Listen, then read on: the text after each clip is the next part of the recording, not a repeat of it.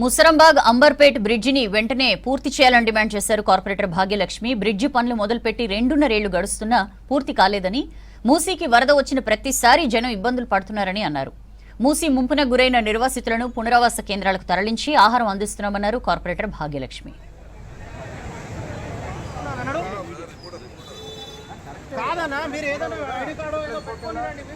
మూసి పరివాహక ప్రాంతంలో కూడా 6 పునరావాస కేంద్రాలు ఏర్పాటు చేయడం జరిగింది. 1000 మంది వరకు కూడా పునరావాస కేంద్రాలకు తరలించడం జరిగింది. వాళ్ళకి ఫుడ్ కానీ అది కానీ అరేంజ్ చేయడం జరిగింది.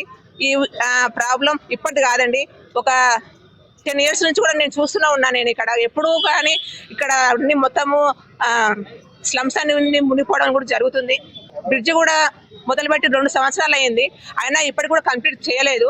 ఇది కనుక ఒకవేళ కంప్లీట్ అయితే కానీ ఈ ప్రాబ్లం సాల్వ్ కాదు. మూసి పరివాహక ప్రాంతాల్లో ఎప్పుడు ఇది బ్రిడ్జ్ కంప్లీట్ చేస్తారని చెప్పేసి నేను అడగడం జరుగుతుంది.